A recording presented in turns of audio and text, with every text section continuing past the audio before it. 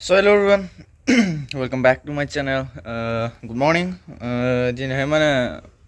जों माबा लायनो नागिरदों आरो मानो मोनलायो फुं सोरांनाय लोगो लोगोनो मामाया फन खालामहरबाय ओमफ्राय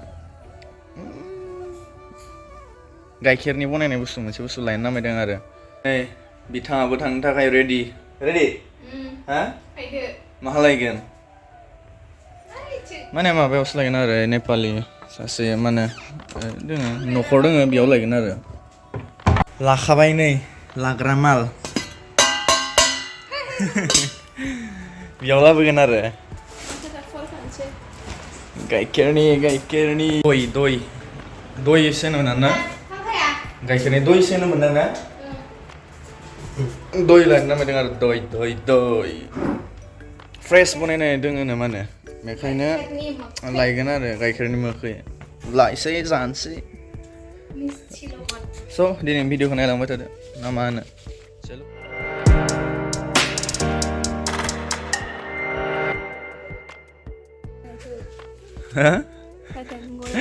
साथायानो गलायलायनायसो ना नै थैबा थैनानै सालायाना जि गरम बोथोरा नै दिनै बा नाले स' नायलांबाय थादो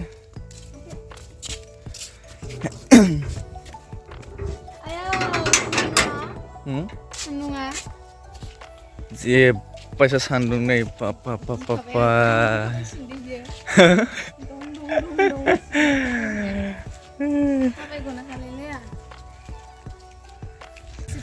जे मोजां मालाय नै बेयाव साया ना हा हनै कालुआ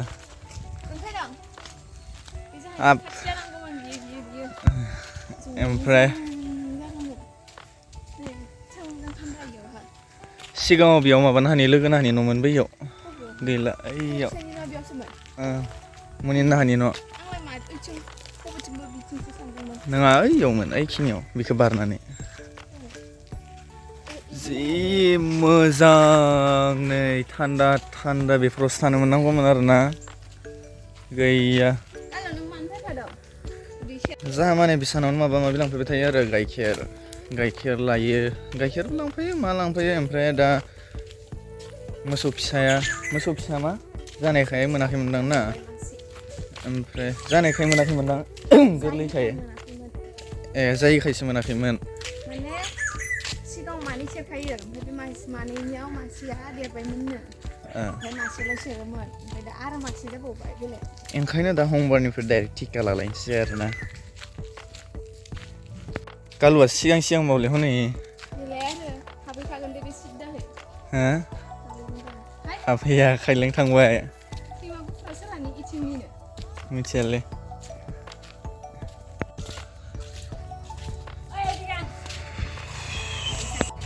मालायसो जि मोजां नै खेथि खालामो मालाय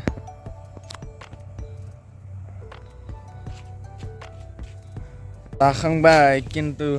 भिडिअ लानो मोनासै आरोना हाबनायखौ नुबायदां बेलेगसोलै नै बेखौ माबायाव माबानानै जानो मोननांगौ आरो मानो होनलाय फ्रिजआव दोननानै गुसुहै मिस्टि होबा माबा जायोना गोदै जायो ना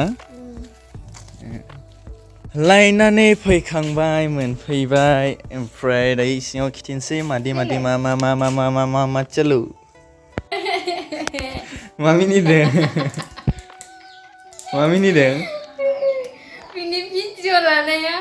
माबाया नुवालासिनो रायलायबाय थादों आरो नै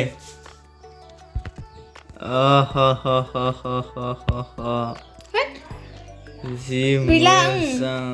नायलाय दय बेखौ मादि बनायो हा गाइखेर मोखै माखन माबाबाय थानायखौ गोजौनि मा होनोमोनलायो फुदुंनायनि माखनखौ बर'नि उनाव जखामखांनानै मानानै उनाव माबासिगोन आरो बेखौ माने माबादों मोजां आरो मानो होनलायो माबादों जानो मिस्टि बिदै माहाय जाया गोखै जानो हायो माने बेनि थाखायथ' बेस्ट मालाय जाखासिन ओमफ्राय गोखै जानो हायिनि थाखायबो मोजां माबा दोङो आरो गाइखेर दं ओमफ्राय आरो मिस्टि दोङो ना मिस्टि रोसिखौ माहाय लादो ओमफ्राय आरो हायोबा मिस्टिखौबो माहाय लादो गलायदो गलायनानै दांदो बेसेबां लायोलै किल'आव मामा किल'आव बेसेबां लायो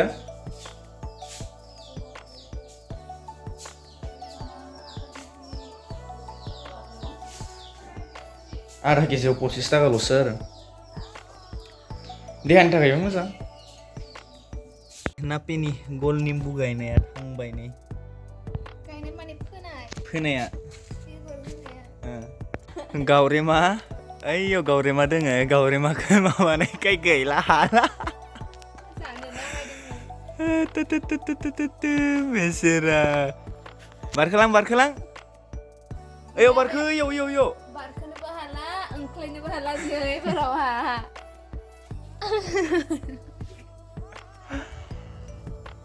दे बारखोनोबो हाला ओंख्लायनोबो हाला बाखो नाहरदो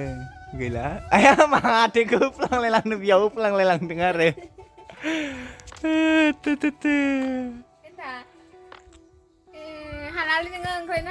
दिनैनि खायद'खौ नायदो रायजोफोर मा दङ बेथिंजाय दङ थारुन जि मोजां नुथारदों माथो थारुनखौ थारुन गोथाव जागोन होनना नांथारबायलै जानोसै ओमफ्राय बिथिंजाय मुला